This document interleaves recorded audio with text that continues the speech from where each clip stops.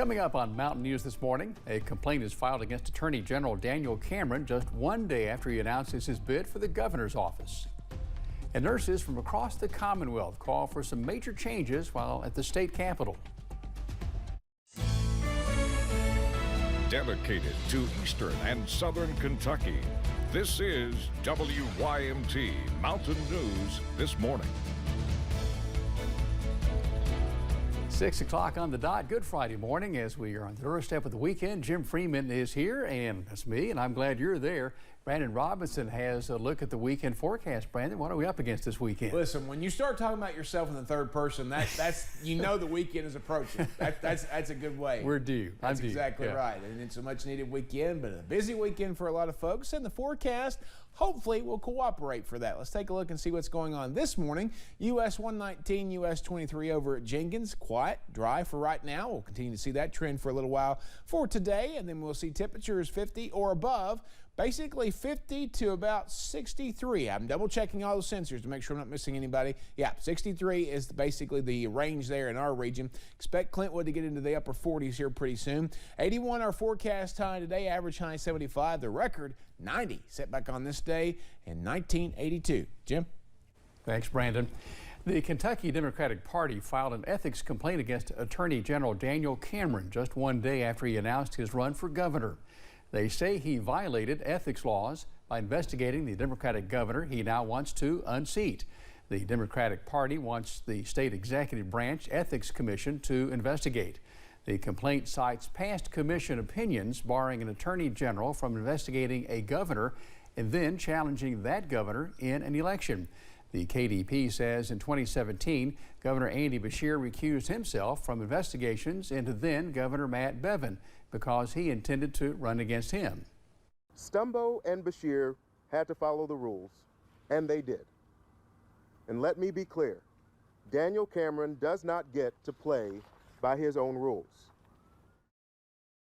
In a statement, Attorney General Cameron's campaign says, quote, "This is the real Andy Beshear. He shows his true colors when he has his minions send out a memo complaining that being held to the law is unfair." Over a year out, and Beshear is already acting this desperate? What a joke, end quote. Yesterday, Governor Andy Beshear gave an update on the state of COVID-19 across Kentucky. He called this week a mixed bag for COVID numbers. While they haven't really dropped at all, they aren't spiking too much either. Only 3 counties in the state are now in the yellow. All others are green. The positivity rate across Kentucky is now up to 7%. That's more than in the last 4 to 5 weeks, but still not alarming. What this suggests is our numbers are going up, but not very quickly. They could, in fact, go down next week, but this is, 2 weeks of increases in a row. We're certainly seeing increases in other areas of the country. In some other areas, we're seeing hospitalizations increase, but deaths are not increasing. Governor Beshear added that there's more COVID out there than reported because of at-home testing, and he's encouraging everyone who's eligible to get a booster shot. A group of nurses lined the steps of the Kentucky State Capitol yesterday. They're calling for change in their field after 2 long years of hospitals being overwhelmed with COVID patients. Their demonstration is part of a national movement. Shelby Lofton shows us why the Kentucky nurses are demonstrating. Patient-to-staff ratios are one of the issues these nurses say plagues their profession. Nurses are leaving, they're finding other professions.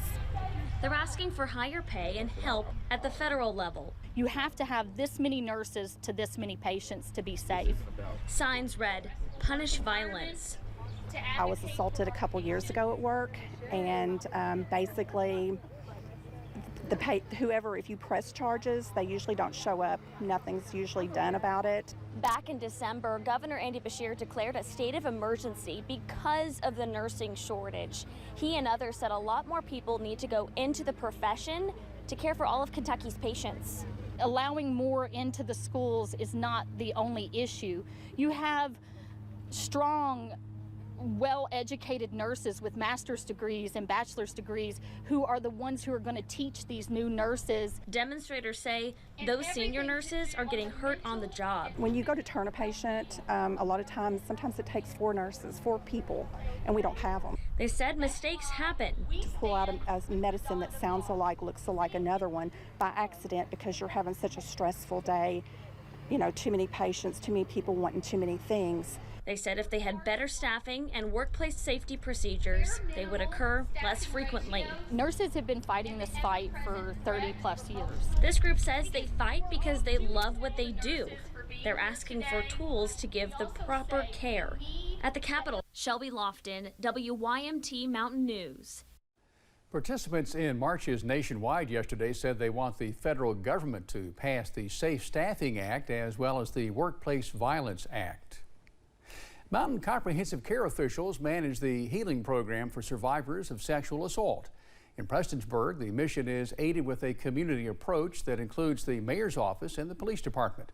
City police are trained to see sexual assaults through the victim's lens and play an important role not just in the law enforcement process, but in the healing process as well.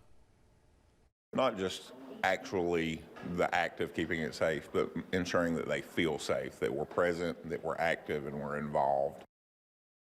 Officials say the sexual assault training officers receives gives them an understanding of how best to support survivors while still collecting the critical information needed for legal action.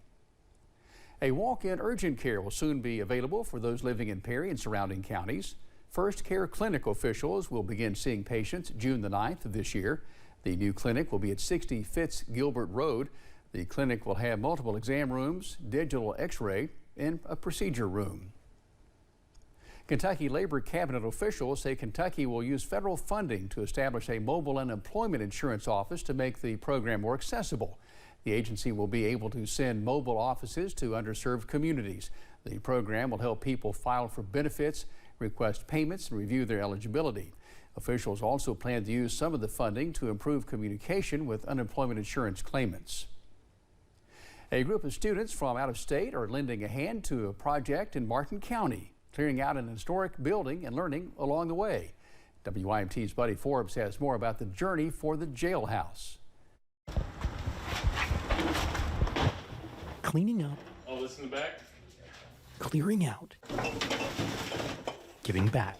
God allows our paths to cross with some wonderful people that come from all over the country that are interested in this part of the country, Appalachia itself. But Appalachia Reach Out joined forces with Northwest Nazarene University this week, bringing the Idaho students to Inez. We really want to get an opportunity to get our hands involved, just listen to the people, do what they need. Continuing the Martin County Courthouse renovation that kicked off last summer, volunteers loaded up items from the county's former lockup. With every box, we can see a little bit more how progress is being made. And as we get cells cleared out and we can walk through the hallways, it just becomes exciting to share in the vision of what is going to be happening here at some point. The project, aiming to bring the structures back to life in a new way, has the Nampa students looking at the history of the area. It's taken us way longer than we think to clean this out because we just keep stopping and opening up books and different drawings and stuff.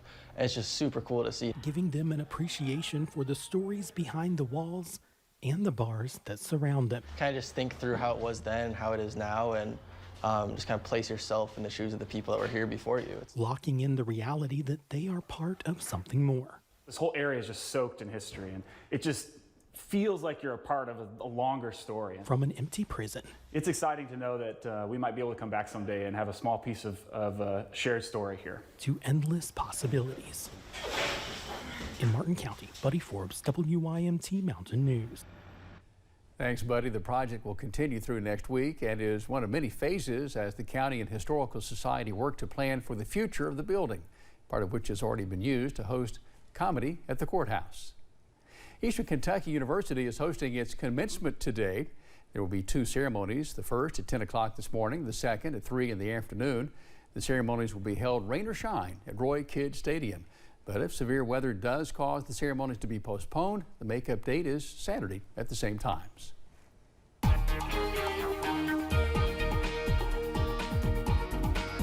6:09. I do believe those commencement ceremonies should go off without a hitch today because most of the rain will be clustered in this part of the state. But we'll kind of see how that plays out for them a little bit later this afternoon.